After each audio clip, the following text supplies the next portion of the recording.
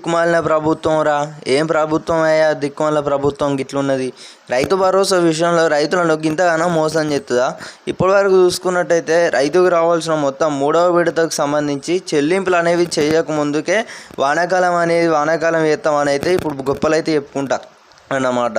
ఏం దిక్కుమాలిన ప్రభుత్వం అయ్యా. మళ్ళీ ఒకసారి అధికారులకు రావాలంటే ఒకసారి రైతులు వచ్చేసి కూడా పూర్తి నమ్మకంతో ఇక్కడ ప్రభుత్వం కూడా రైతులు కానివ్వచ్చు, ప్రభుత్వం కానివ్వచ్చు, ఇక్కడ ప్రజలపై చూసుకున్నట్టయితే కొంచెం కూడా జాలి అయితే చూపట్లేదు అన్నమాట.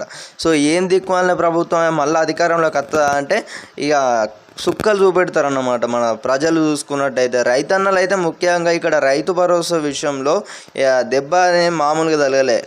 ఇప్పుడు వచ్చే 3వ విడతకు సంబంధించి అవి నిధులు విడుదల చేయక ముందుకే వానాకాలం సీజన్కి సంబంధించి 1 ఎకరం వరకు అన్నమాట. ఎవరికి పెద్ద ఎత్తారు, ఎవరికి ఇక్కడ గొప్పలు చెప్పుకోవడానికి తప్ప దేనికి పనికిరాదన్నమాట. సో చూసుకున్నట్లయితే ఇక్కడ ఉన్న ముచ్చట్ల మనం మాట్లాడుకుందాం.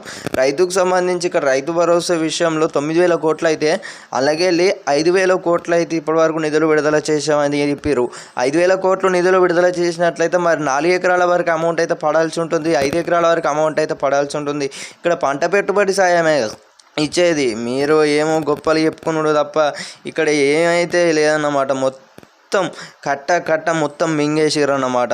నోట్ల కట్టలు మొత్తం మింగేసారు అన్నమాట. రైతుకి రావాల్సిన మొత్తం ఇక్కడ అమౌంట్ ఏదైతే ఉందో ఇక్కడ మొత్తం ప్రభుత్వం కానివ్వచ్చు, ఇక్కడ మీడియా వర్గాలు కానివ్వచ్చు, ఆల్మోస్ట్ ఇక్కడ మనకు ప్రభుత్వం సైడ్ అయితే సపోర్ట్ చేసి ఇవి ఎక్కడ కూడా టెలికాస్ట్ చేయకుండా అయితే వచ్చేసి కూడా మొత్తం పూర్తి స్థాయిలో మింగేసారు అన్నమాట. నోటికాడి బుక్క లాగేసారు అనేది చెప్పుకోవచ్చు.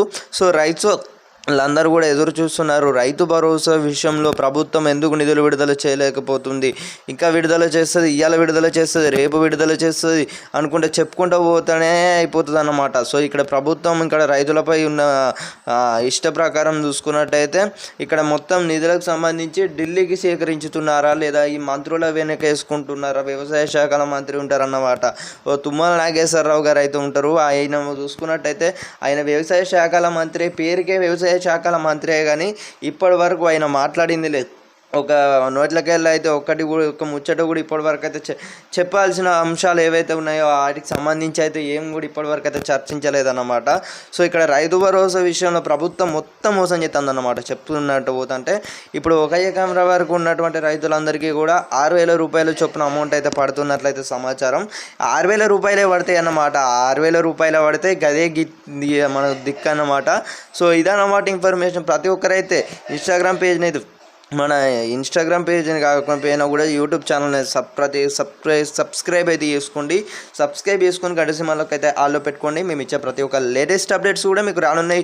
మంచి ఫ్యూచర్లు ఇన్ఫర్మేషన్ వచ్చేసి కూడా ఇక నుంచి చూసుకున్నట్టయితే ప్రజలపై కొట్లాడదాం అన్నమాట. ఇప్పటివరకు రైతులను ఎంత మోసం చేస్తుంది, ఎంత మోసం చేస్తుంది, ఎక్కడ ఈ నిధులకు సంబంధించి ఈ ఎక్కడి నుంచి తీసుకొని వచ్చి ఎక్కడ పెడుతున్నారనే దానిపై కూడా మీకు అందరికీ కూడా తెలియజేస్తాను.